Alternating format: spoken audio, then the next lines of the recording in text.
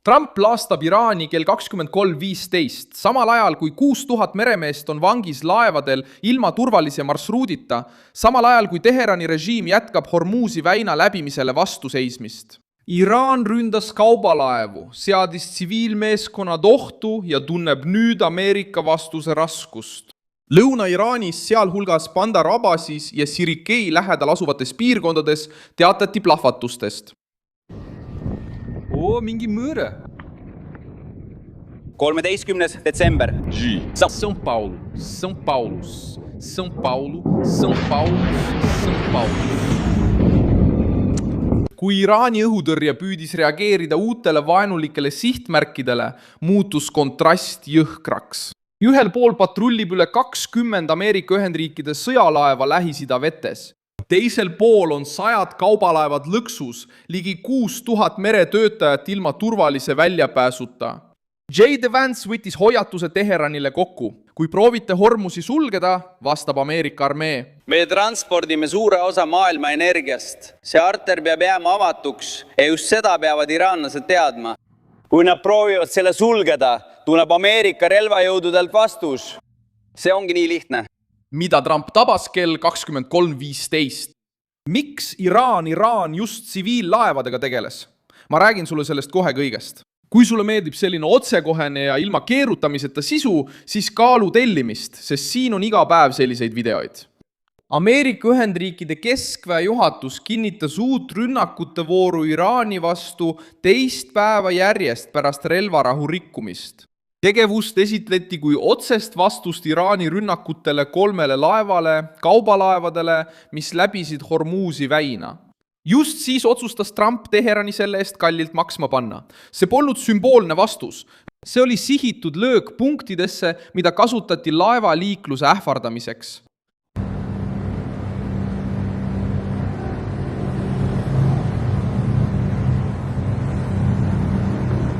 Ameerika Ühendriikide poolt mainitud laevad olid MT Al-Hekayat Marshalli saarte lipu all, MT Vejan Saudi Araabia lipu all ja MT Cyprus Prosperity Libeeria lipu all. Washingtoni jaoks rikkusid rünnakud nende laevade vastu relvarahu ja näitasid, et Iraan ei kasutanud Hormuzi kaitseks, vaid survevahendina kogu maailma vastu. Režiim püüdis piire katsetada. Bandar Abbas sattus kriisi keskmesse, sest see on jõukas linn. Strateegiline sadamalinn Iraani lõunaosas, mis on otseselt seotud Hormuzi väina teljega. Rahvusvaheline meedia teatas plahvatustes piirkonnas ja Iraani õhutõrje aktiveerimisest pärast uusi rünnakuid. Sirik ilmus samuti värskendustes, kus teatati plahvatustest ja sõjaväe liikumisest ranniku lähedal. Teheran püüdis, nagu tavaliselt, infot kontrollida. Kuid isegi meedia murdus. Iraani riigimeedia tunnistas lõunaosas plahvatuste helisid.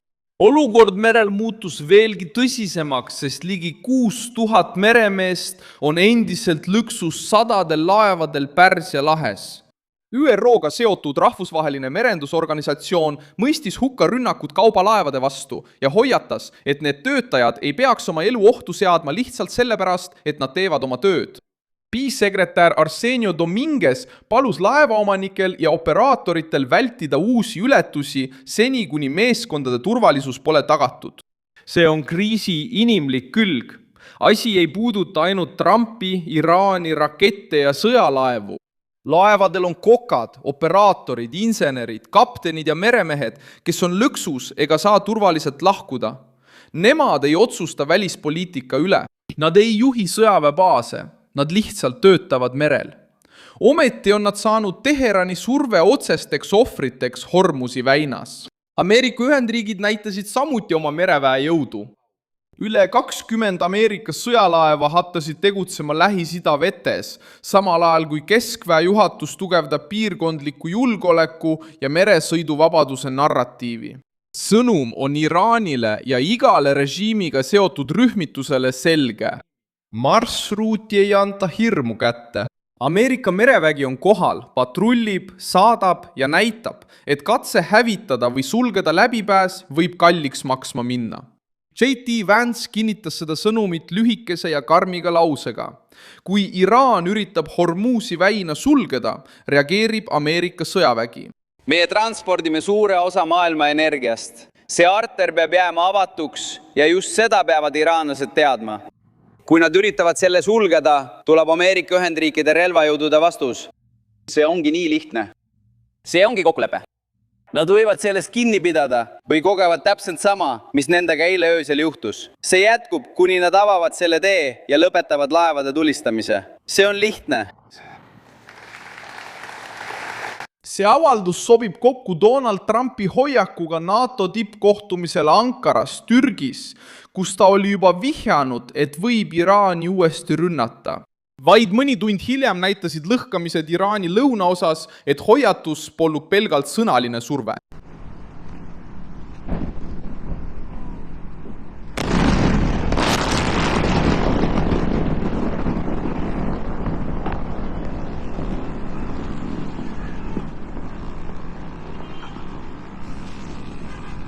Teheran reageeris, püüdes narratiivi ümber pöörata. Iraani sõjaväeline juhtkond süüdistas Ameerika Ühendriike agressioonis ja lubas hävitavat vastust.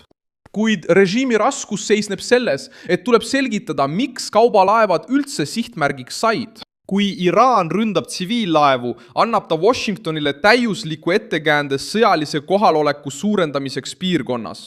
Iga rünnakuga laevade vastu kaotab Teheran oma argumendi ja tugevdab Trumpi positsiooni. Iisrael jälgib samuti pingete kasvu tähelepanelikult. Tel Avivi hinnangul võib Washington jätkata rünnakuid rohkem kui ühe korra, eriti kui Iraan jätkab Hormuzi väina ähvardamist. Ameeriklaste ja iisraellaste vaheline sõjaline koostöö on muutunud piirkondliku olukorra lahutamatuks osaks, keskendudes kaitsele, luurele ja uute tegevuste ettevalmistamisele. Samal ajal lisas Ali Khamenei matusetseremoonia Iraagis hetkele veel ühe poliitilise kaalu. Rabota.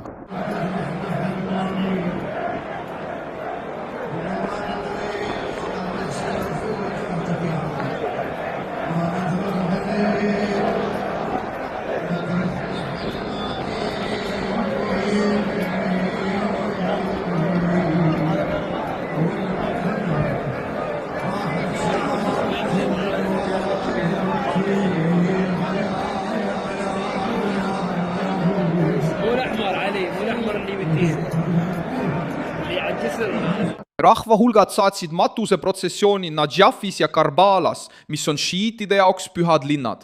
2,3 miljoni osaleja arvu teatasid Iraagi paramilitaarne rühmitus, rahva mobiliseerimisjõud, mis on Iraani teljeliitlane, kuid sellele ei ole sõltumatut kinnitust saadud. Sellest hoolimata kasutas Teheran seda olukorda, et proovida muuta lein piirkondlikuks jõudemonstratsiooniks. See mobilisatsioon Iraagis on nii usuline kui ka poliitiline samm. An-Najaf ja Karbala võtavad juba vastu miljoneid palverändureid suurte šiitlike ürituste ajal ning Iraaniga seotud rühmitustel oli huvi näidata rahvamasse tänavatel. Režiim soovis jõu näitamist samal ajal, kui tema sadamaid ja sõjalisi positsioone rünnati. Rahvamassi foto aitas Teherani, aga see ei muuda peamist fakti. Sõjalisel rindel on Ameerika surve kasvanud. Iraani president Masoud Pezeshkian püüdis samuti oma poliitilises kõnes Ameerika Ühendriike rünnata, süüdistades Washingtoni hirmutamises ja manipuleerimises. Aga Hormuzi kriis ei alanud kõnest.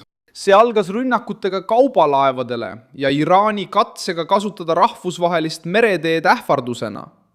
Trump mõistis seda sammu ja vastas. Ta vastas režiimi kõige tundlikumas punktis. Võime kontrollida hirmu väinas. Nafta hind tõusis taas järsult võimaliku blokaadi tõttu. See näitab, miks Ameerika vastus omab ülemaailmset kaalu. Režiim panustas sellele, et suudab survestada tsiviillaevu oma poliitilist toetajaskonda üles kütta ja hirmutada ülemaailmset kaubandust. See sai täiendavaid rünnakuid, nägi, kuidas Bandar Abbasi ja Sirikei piirkonnad sattusid taas plahvatuste keskmesse ning nüüd seisab silmitsi Ameerika mereväe kohalolekuga, mida piirkonnas tugevdatakse. Suur tänu, et vaatasite seda videot lõpuni. Toetage meie projekti ja aidake rahaliselt kasutades ekraanil kuvatavat Pixi võtit. Oleme sõltumatu kanal, mille eesmärk on hoida teid tõega kursis. Teie panus aitab meil jätkata. aitäh!